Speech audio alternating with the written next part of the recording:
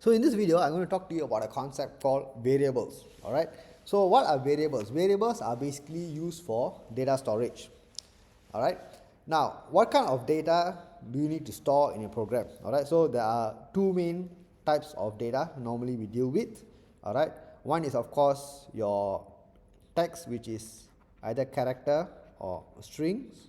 Alright. The other one that we deal with are numbers. Alright. So what kind of data type are these considered in terms of code?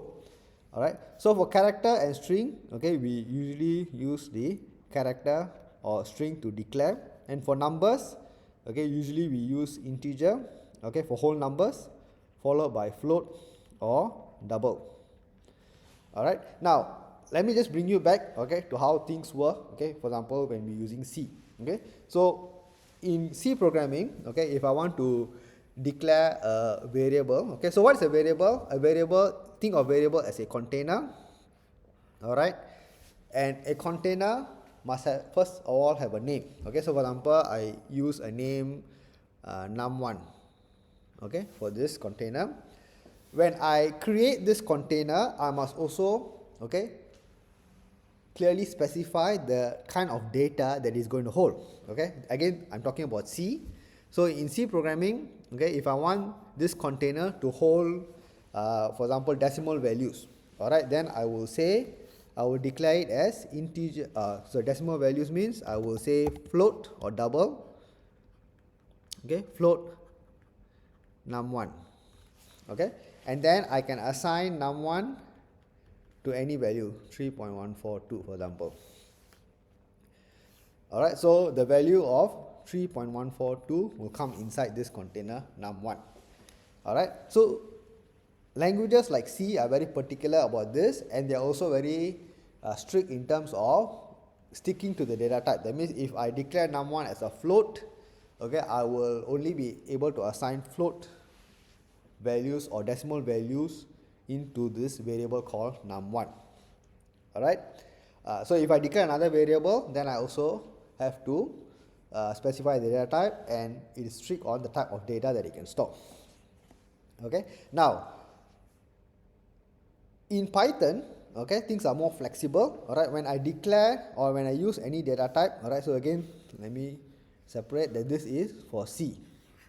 Alright, now for Python, okay, which is what we are going to be focused on, it is more flexible. It is more flexible in the sense that when I create a container, okay, first and foremost, again I need to specify a name. Okay, so I can call this for example n1. I can create another container, call it n2.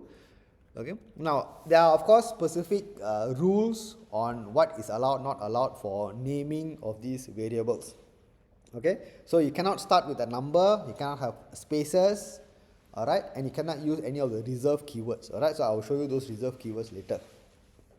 Okay, now when you create a container, you can store any information, any type of information inside, alright, and you can always change it as well.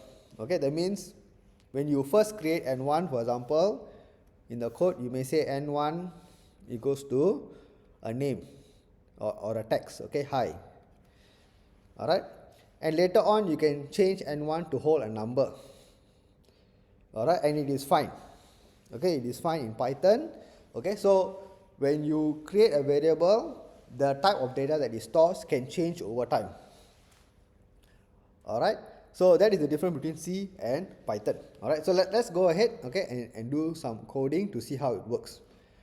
Alright, so the first thing is, before we go on to the coding, the keywords, okay, or reserved keywords help. Keywords. Okay, so this is the list of Python keywords that are reserved. Okay, that means you are not allowed to declare a variable, alright, using any of these keywords. Alright, and again the other rule is you cannot have spaces and you cannot start with a number. Okay, now let me go ahead. Let's say I want to perform a calculation, just a simple calculation, addition of two numbers. Alright, so of course I can straight away just key in the two numbers. Okay, for example I can say 2 plus 5. Alright, and if I run it, it will give me the result. Okay, but again, as we saw from the flow charts, there will be a lot of examples where we need to gather user input. Alright, so we do not know the number upfront. Correct? We need to be able to capture the user input and keep it somewhere. Alright, so we need to have these containers, or what we call variables. Alright, so what we need to do, I can say, for example, num1 equals to 2, num2 equals to 5, and then I can straight away print the result also. So I can say print, okay, num1 plus num2, okay. Okay, so again, if you notice, all of this was auto-generated. Okay, so Google Colab, alright, as you are typing the code, sometimes it just auto-generates suggestions, alright, which you can use, alright, if you want to test it out. Okay, if not, you can just type your own code. Alright, so here what I'm doing is I'm going to run. Okay, so let me just change the numbers here, maybe 12 and 25. Okay, so let me run it. Okay, so I get 37. Alright, but what if I want to store the result first in another variable before I print out? Okay, then I can do that. I can say result equals to num1 plus num2, and then I can print the result here. Okay, so again, let me just change the numbers here.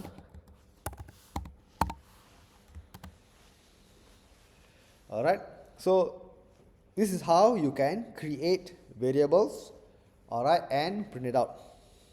Okay, as I said before, you can always change the data type, okay, that a variable holds. So for example, right now I can actually change num1 to text hello, alright, and I can print num1. Alright, now if I run it, okay, you can see that in the very first instance, num1 was holding a number. I computed, okay, I performed a computation based on that, and subsequently I changed num1 to hold a string, a hello, right, a string hello, and it can also work and print out the text hello. Okay, so this is where the flexibility of Python comes in. When you create a variable, okay, you can actually change the data type that it holds, alright, while the program is running. Alright, so I hope this gives you a good idea and introduction into the concept of variables. Okay, go and have fun, okay, and try it for yourself, and I'll see you in my next video. Thank you. Bye.